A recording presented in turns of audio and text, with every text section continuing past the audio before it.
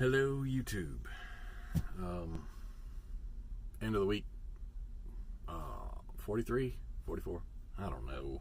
I don't remember. I'm at a loss right now. It's been an easy week.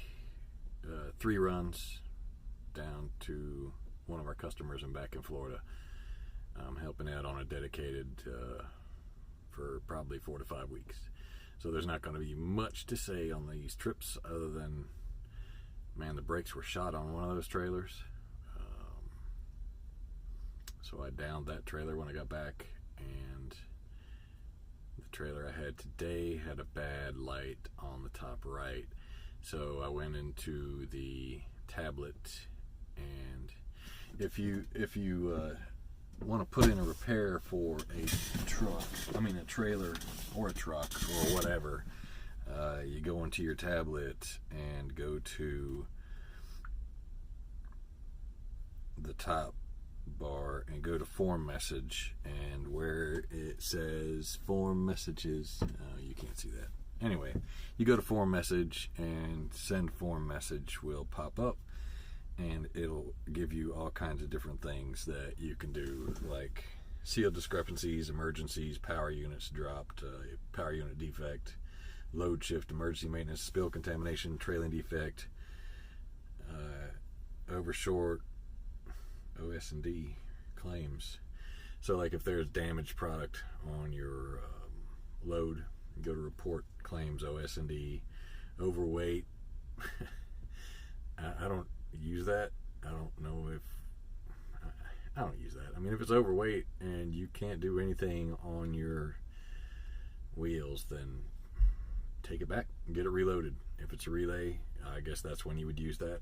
I'm not sure. You would probably have to go take it back to where it came from and then get it reworked.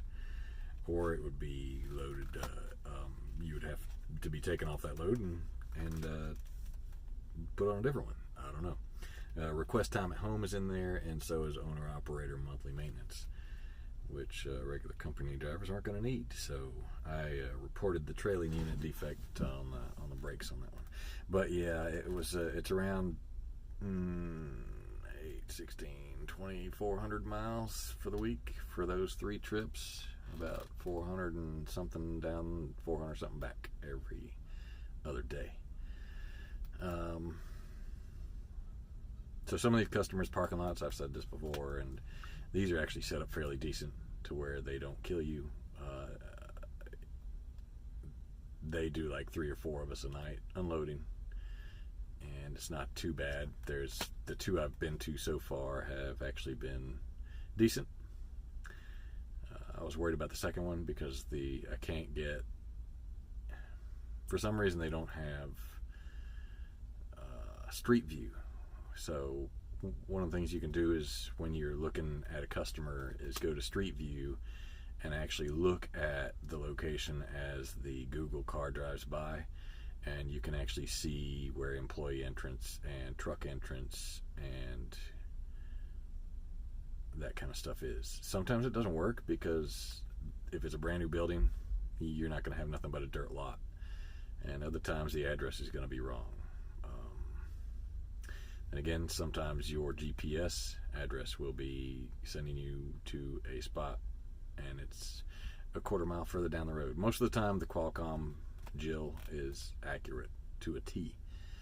Most of the time. Once in a blue moon she is not. But yeah, I don't know. I ain't really got that much on anything today, so I'm about to head home. Did my post trip after dropping my trailer.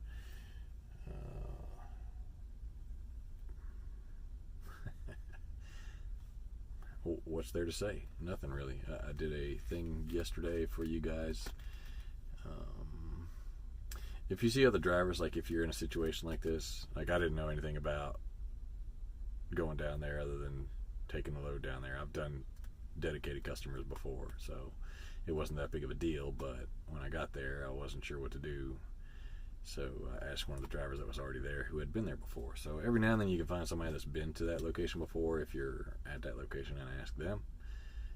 Some of them are helpful, some of them are not. Some of them know things, some of them don't. So Now I know those two locations and how they operate it. And even though, another thing, even if you have an appointment time at some of these locations, it is not an appointment time. It is a first come, first served basis on some of them. But on that note, if you have an appointment time, make sure you get there on or before your appointment time.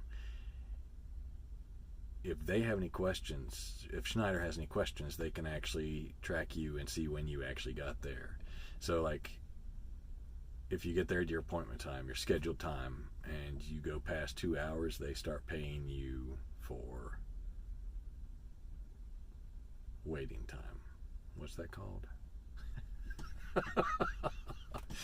Yeah, so they'll pay you after the 2 hours. It's only like $15 or an hour or something like that. I don't know. Ask your trainer or whoever. I don't remember what it is. It doesn't happen a lot, so I mean, I think it is $15 an hour. But yeah, and make sure you mark that down when you get there. Some locations now, like they said in training, you'll get there and you'll find out you have to go 2 miles down the road. And they say that means that when you get 2 miles down the road, that's when you get there. Personally, if they have a setup to where you're supposed to be there at this time and they don't add that into the time as to when you're supposed to be at the location that's 3 miles down the road where you're picking up from, I'm sorry, but me personally, well, I punch it in when I get there usually because I don't usually know, unless it's a certain customer. I mean, if you've been there before and you know, then you know you need to get there like 10 minutes earlier because you got to run 3 miles down the road after you check in at so-and-so. So, get there, check in, punch it in, get loaded, get on, or drop and hook, get on. Hook and book, baby. Anyway, I'm gone. Y'all keep the left door closed and keep the hammer down.